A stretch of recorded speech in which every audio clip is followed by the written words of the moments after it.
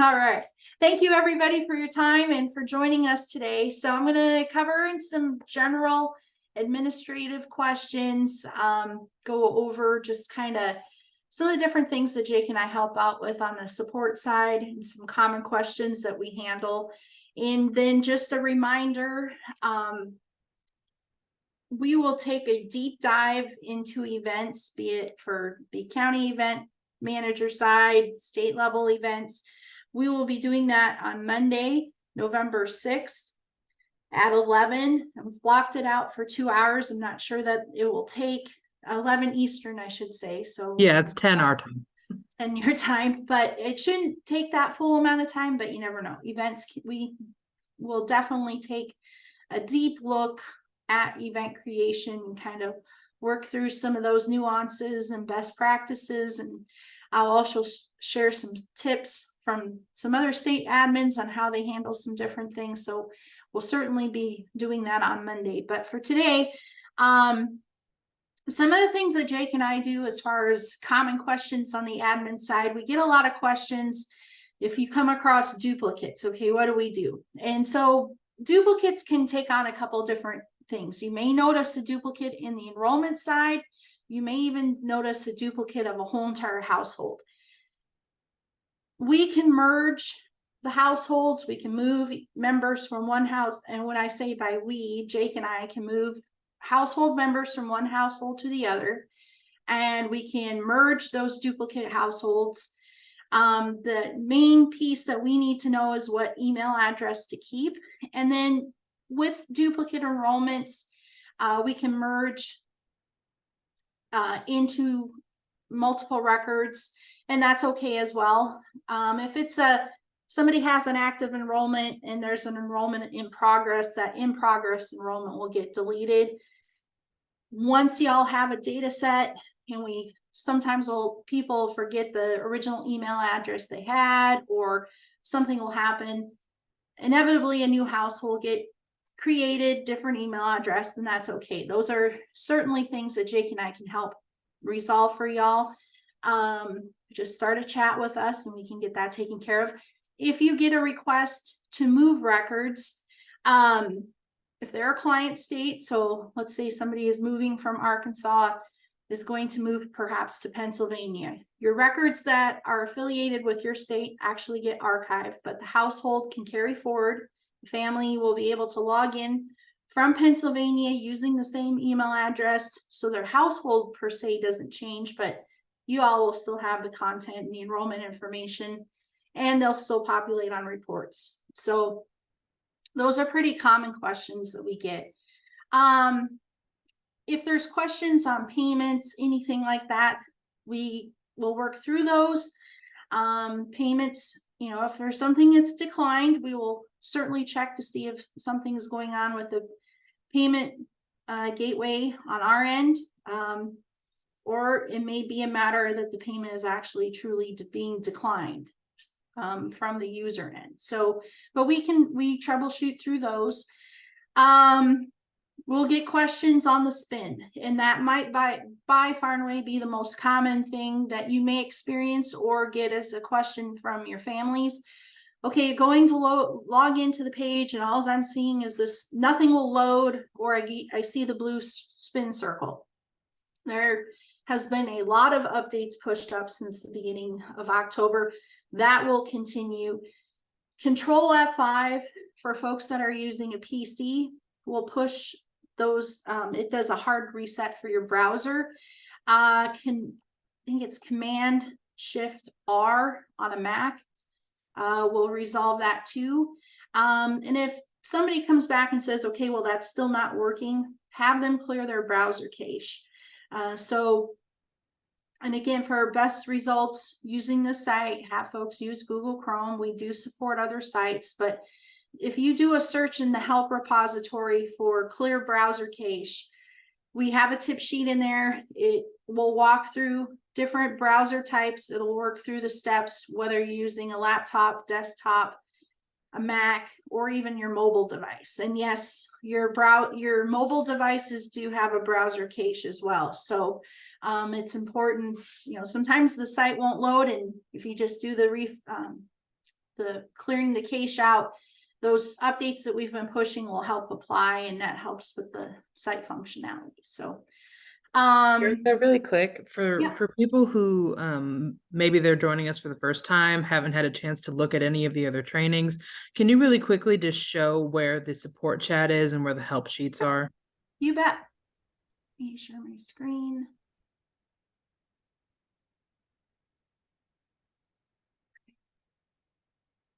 I'm gonna go ahead and log out. So when you come to the login site, you're brand new. If there's a household that's brand new, they can click here for help, and that will walk them through the steps on what they need to do to sign up. So I'm going to go ahead and click login. Once you log in as a state admin, as a county admin, in the lower right hand corner of your screen, and this will carry through any part of the system that you're working in, you'll see a pop-up menu here that says ZSuite live chat. And so let me move that real quick, but our support hours are from 8 a.m. to 5 p.m. Eastern Standard Time, and it'll recognize your login credentials, and then you'll have a text portion at the bottom to enter your question or request. And so if you have, what helps Jake and I out a lot is telling us the name of the volunteer, or telling us the household name, telling me that you have a volunteer that has this problem. I have to ask a further question. Names help, household information helps, certainly email address helps greatly. And being very detailed in the nature of the issue that they may be experiencing, or perhaps it's an issue that you're experiencing. Those details help us out a lot. If it's after hours, this will turn into email. And so, or if it's on the weekend, same thing. If you're working or come across something on the weekend, that will turn into email support. And then Jake and I go through those emails next business day. So, and we do a direct email to you as a follow-up. So, that tool is there for you. And we had at one point provided family support. And it's just important that y'all know the context in this. The lion's share of the questions that we were getting from families, regardless of the state, was, well, where does this club meet? What time does this 4-H club meet? What are my enrollment fees for the year? So those are questions that Jake and I are not going to know, because that varies county by county, it varies state by state, and that's all, you know, particularly if it's an enrollment fee question, that's very county centric. And even within the same state, enrollment fees vary county to county if they apply at all. So, and a lot of the questions were centric, and that is where the local touch point is very critical in the success of this system. And I'd also like to add on, if there is a need for a training for, you know, a revisit with your households, and or doing something centric to your club volunteers as far as a training, that is, I'm here to help with that. Happy to do that. The more that we can encourage your families to log in, utilize the system, but then also be not afraid to ask you all questions. That's going to go a long way in their efficacy in the system. It's going to also make a big impact into their success throughout the 4-H year. Also to note, on the bottom right-hand corner here, if you have somebody that may have a disability or needs to make an accessibility adjustment, or even if you want to change the size of the fonts in the site, this accessibility tool will allow you to do that. There are tons of different adjustments, whether it's color contrast, whether it's font size. Those adjustments can be made right here, and that will apply through the whole platform. So those tools are available.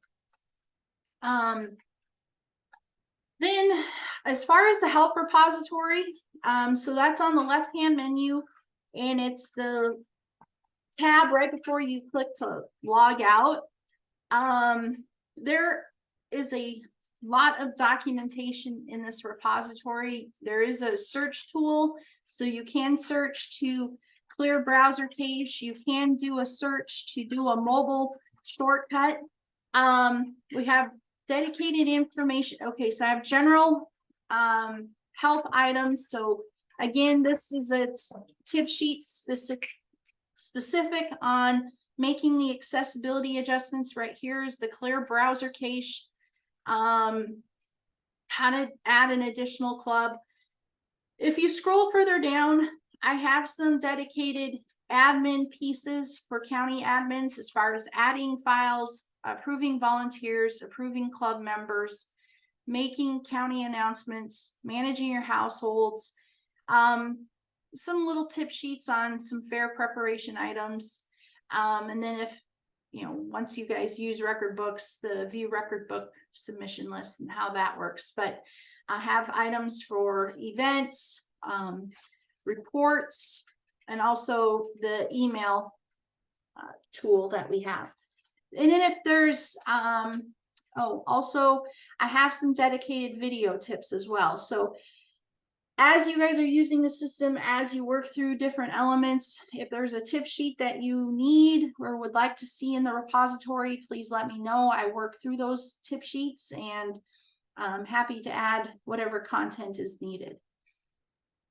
Thank you. Cammie, I know you don't mind hopping off mute and asking your question. We have a question about reports. Oh, sure. One of the reports we have to do end of the year, and I'm just going to be honest, I have not dove deep into this. So I apologize if you have a tip sheet for me that tells me exactly. But one of the things that's super important with whatever enrollment system we use is at the end of the year as a county agent, I have to go into Ames and I have to report how many kids are in this project. Does this give us that report? We have yes, there's a couple different options on the reports. Cammie, what county are you in? Faulkner. Okay. There may not, I'm not gonna lie, there's probably not a lot there yet. Well, that's okay. I'm just gonna go in and view as you, so then that way we can kind of walk through your what your guys' screen looks like and kind of where you need to go for that. So if you're needing a breakdown of members by project, so the easy, this takes a little bit of time. You can pull it project by project. You can do the project directory. If you're just needing broader, across the board engagement in thinking of in terms of a year-end component, we do have an ES 237 report. And what that will do is it will pull information from your enrollment as well as your group enrollment. So as the year moves forward, you're going to see this information change, of course. But you get a breakdown here as far as your engagement within the broader term of clubs. And then you also have a breakdown here of total number with duplications included. So that would also account for your group enrollment data. You get a breakdown by school grade. You get a breakdown by your ethnicity and race, your breakdown of volunteers, and then this last section has your project enrollment. So as data comes in, you get your That's perfect. That's what we're needing. So that is already in there. And then as your state moves forward with years, that's why we have this. You can aggregate this out for your different 4-H years. If there's something, if you're working on a grant application, that type of thing, and you need that data for a cross section, you will have that. Okay. Can I ask another reports question?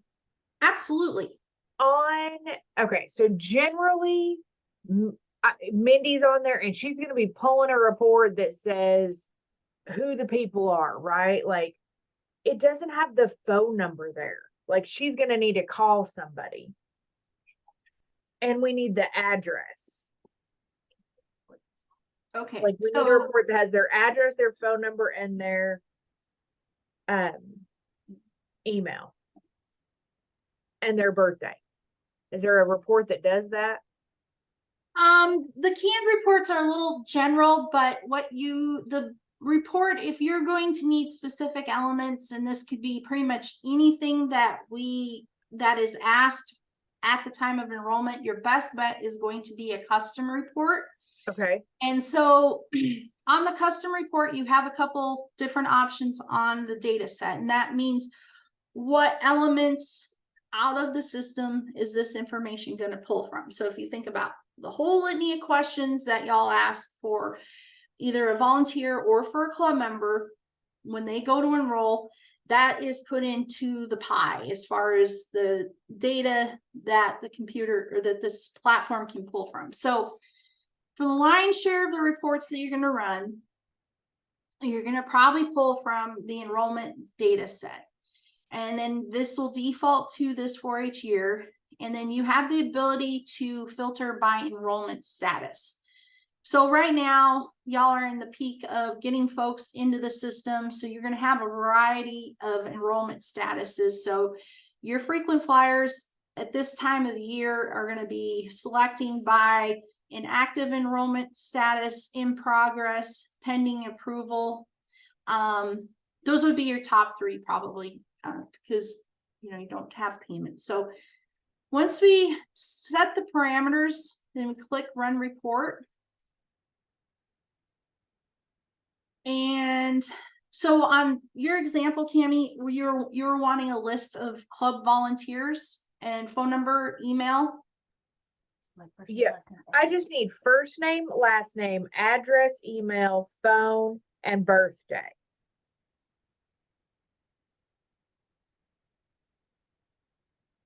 So I can change those fields and only select the ones that I need. Yeah, so this will, when you go to the fields icon, all of the fields are selected. If you hit select all of them will uncheck, and then you can go through. So you need first name, last name. okay, and they're all A to Z, so you do have to kind of scroll through everything. First name, last name, phone number, so address, primary phone number or cell phone? Primary. Okay, phone number, and then you wanted address. And email. You can check email, it's right there. Email and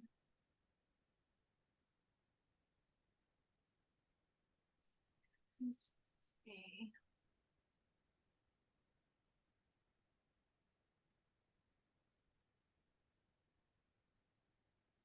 Family one. Yes.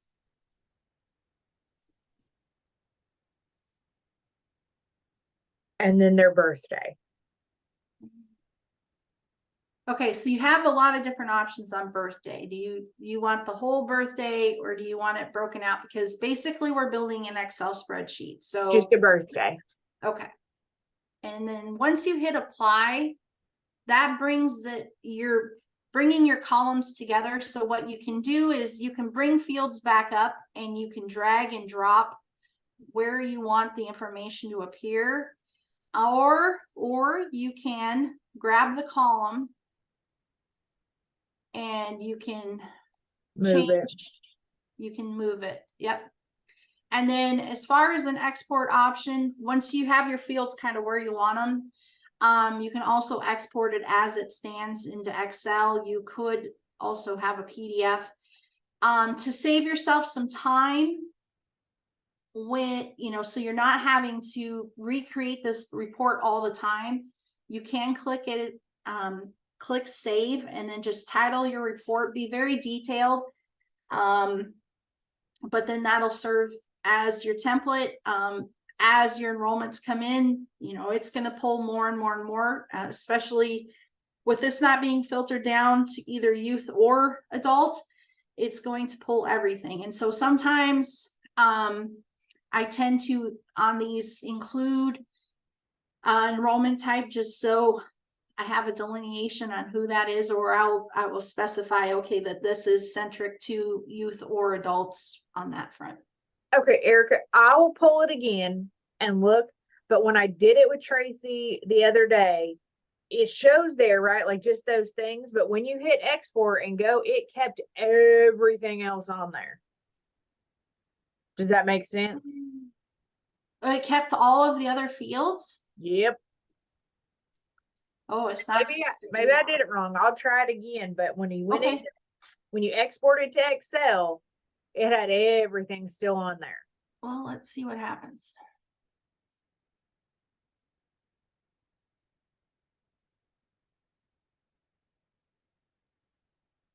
There we go.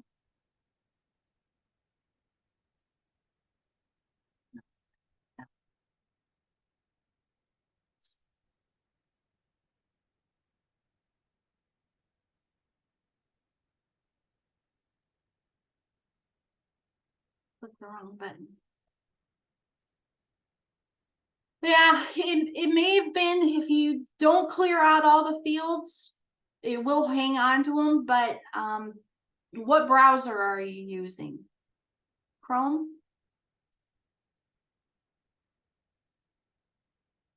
It was Edge.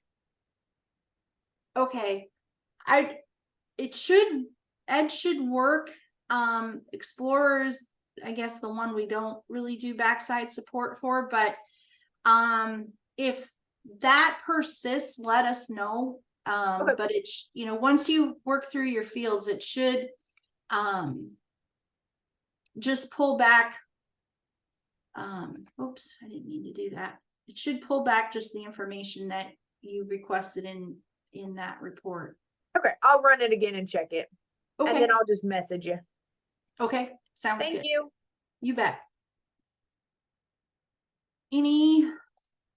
That was a great set of questions. Any other questions? Any questions on enrollments or approving enrollments, or working through updating clubs?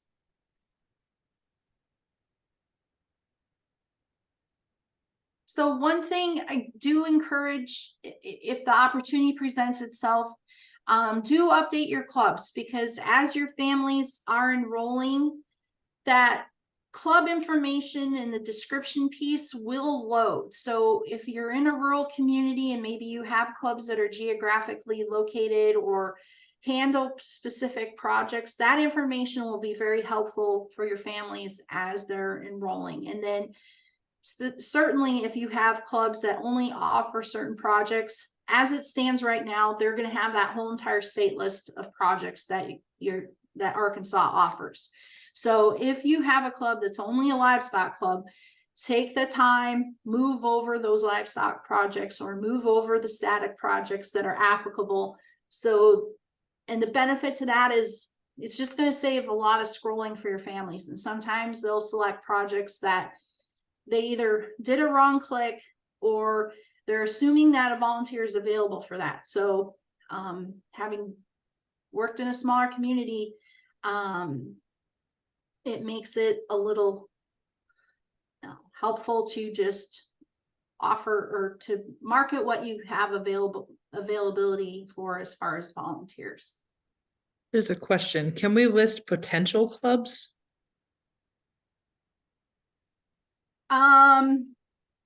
You can.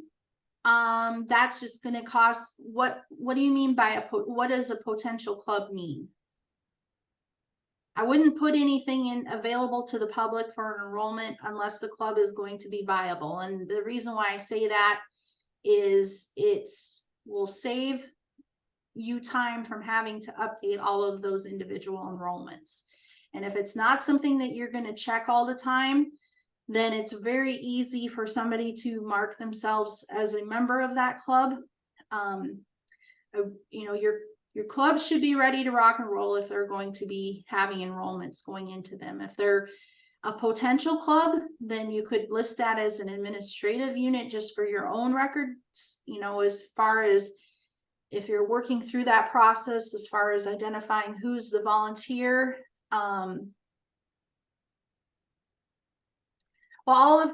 So all of your clubs are in there as far as your clubs that are active or what was reported to us. So all of that is completed.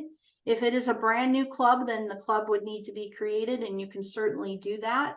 You can make sure that the club is, let me go through and demonstrate what I'm talking about here.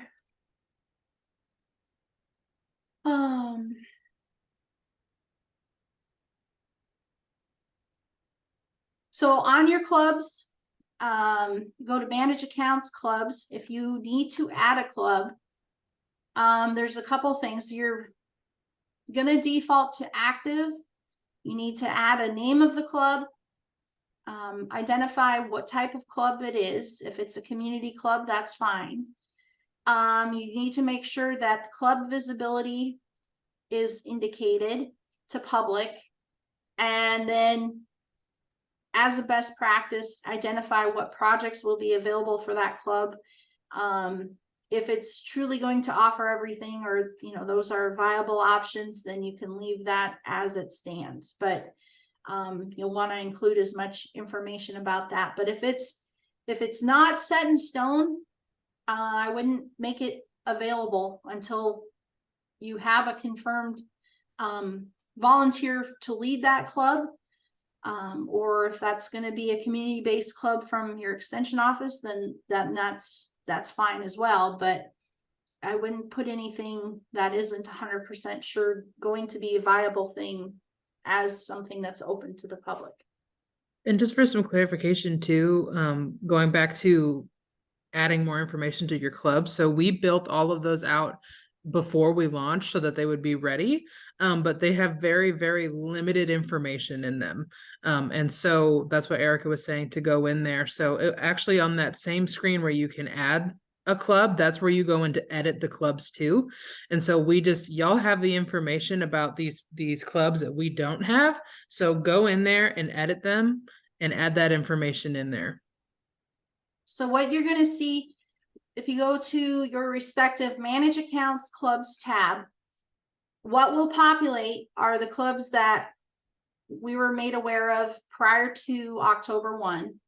And then if you have information you'd like to add in for a respective club, simply click the edit club icon, the pencil, and then you don't need to change any of the parameters, but add in as much information as you can, as well as identifying what projects are offered in the club and who is the club leader, name, any of that contact information. More information is very helpful in that regard. And then making those prompts, if you're sitting at 0 enrollments, make some, check with your newsletter, see if you have a newsletter, how those are being received. You may want to mail out your newsletter as a prompt to your families. Hey, we're starting, go ahead, our system is available. Get enrollments coming in and having families work through that process of getting their account set up, getting enrolled, and that will help save some time for you as you guys start having programming starting.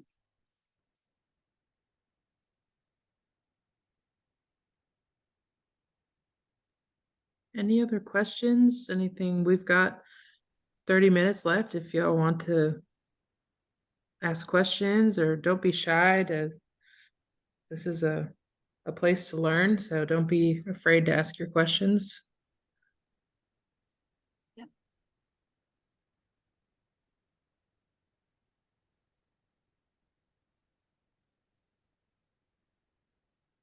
Not so much. Erica, is there anything you can think of that's just good general knowledge to have as we're still early days with ZSuite? I would market that the system is available, and so you may have an increased postage expense for this month, but encourage your families to get into the platform and get logged in, and then create all of your content, be it your announcements, upload newsletter or newsletters. If your county does a bi-monthly mailing on your newsletter, Just have content in here and then start building out events, or if you know what your weigh-in dates, any of that content that you can put in and have populating on your calendar. Now is a good time to do that.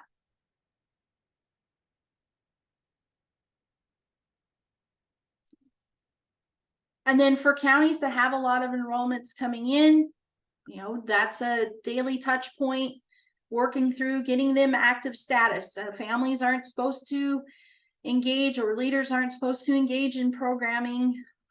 And that is a very broad umbrella term, but as far as any 4-H components, until their enrollment is active status, and that's for insurance purposes. If they're meeting and they're not active or not in the system, then that's outside of what will be coverable by insurance. And so that does make you or your office liable for that. Also a note, if you haven't been on any trainings thus far or just need a refresher, so for volunteers, the state office is caught up, they have reported to me, in adding background check clearance dates in for y'all. So the state office is taking care of that side, but y'all are responsible for the mandated reporting dates, since you are given those directly. And so in order to make a volunteer active, you need to have both of those dates in there. So you should have your background check dates in there for people who have registered. And so we're going to be keeping an eye out also for new volunteers. And if you have new volunteers coming in that need those dates, let me know, let Lynn Wooten know, and it's very easy to add that date in, or we can send you the list. Going forward, we will, when we are established and have our footing a little bit better in the system, we will probably just be sending updated lists of volunteer background check dates, so then y'all can go in and add those yourselves. But that's been a hot topic question that I've been getting a lot, so just some clarification on that. And I can show how to do that. Sure. So you're going to go to manage accounts, enrollments, and you'll want to toggle to your volunteer enrollments. To edit the requirements or to add dates, just simply click the edit requirements icon, which is a pencil, and you will have opportunity here to add the background date and then add in the completion date for mandated reporter training. So, and then whatever information, additional information you need to I'm capture. being ornery. I got a leader that's been a leader for 54 years. Do I just do the math and make it my best government guess? If the state office doesn't have a date for them, I mean, we don't require them to get rechecked. So I'm talking about the mandated reporter date that you want me to put in there. Yeah, well, I'm just saying, like, if I don't have it, do I just do my best government work? Find out for us, Emma. okay. Okay.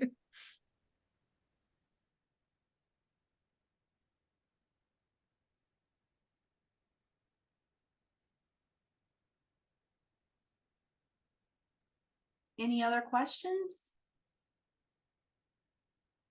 Okay. And I hadn't looked in a while, so it may have been updated, because I know, Erica, you said you guys updated a bunch of stuff. Is the system where it gives me their age and their grade, or am I still having to calculate that myself? You should be able to pull information by age and grade. Or I guess like, so I'm at a contest and I need to know what their age was as of January 1st. Do I still have to calculate that, or does the system do that for me? System will calculate that, and that is captured in the enrollment as well. And so if you need to pull it on a broader scale by like a project type, you can cross-reference that in a report. But yes, the system will does calculate as of January 1. Thank you. You bet. That's a very Angela, common setting. That does vary state by state. majority are as of January 1, but there are a couple now, especially with some different school parameters. They're starting to do some different date pieces on that, but your state is as of January 1.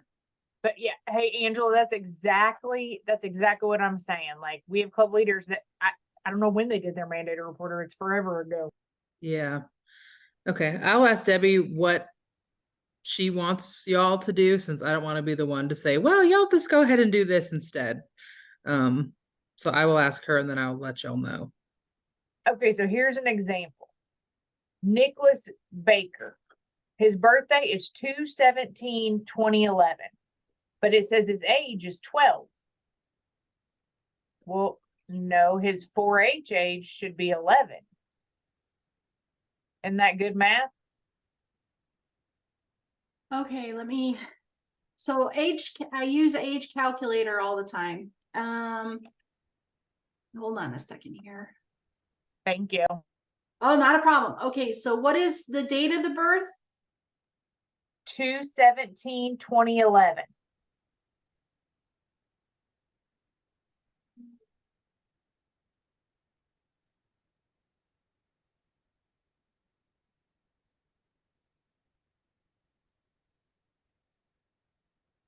So as of January 1, 2024, they will be 12 years, 10 months, and 15 days.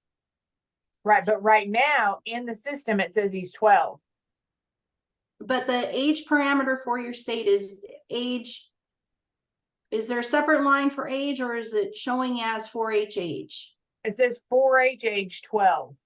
So it's showing his 4-H age, not actual age. Even though we're in 2023, this is showing for my enrollment for 2024. The age is as of January 1, 2024. So it's for the January 1st of the current 4-H year. Not Okay, so January we 1 just of the need to last. pretend like these 3 months, October, November, December, don't really exist. I'm just thinking, okay, so our thing is weird, especially for record books. So record books, my kids are turning in January of 24, but it's for their 23 record book. So he's 11, not 12. So I'll just have to retrain my mind to say that date is showing for what because he'll compete for 2024, just like you're saying, Erica, as a 12-year-old. But right now, he's 11. Correct. Does that track? Does that make sense? Mm-hmm. Okay.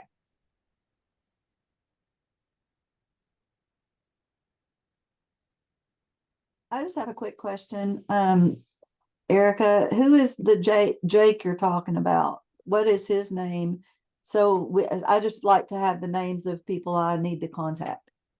So Jake Pokovic, he is one of our lead developers. He's actually on site in Wauchula. I'm a little north of Wauchula. I work from home, but it's either him or myself that will be responding in chat, and or for your emails that may come through for the weekend. So if you're doing a general chat, it's put into the queue, and so you'll either get me or Jake depending on the time of the day, and if I'm available, or if I'm in a meeting, then he'll typically respond to chats. But Okay.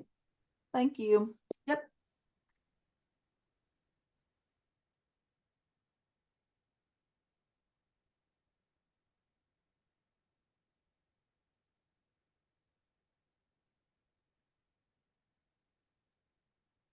Anything else?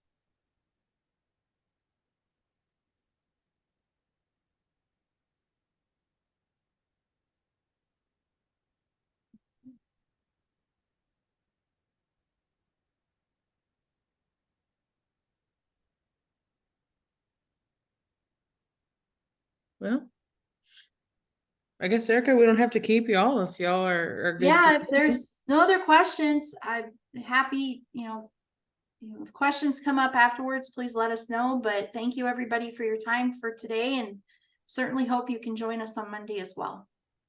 Yep. Thank y'all so much. You're welcome. Thank you. Yes, Thank you. ma'am.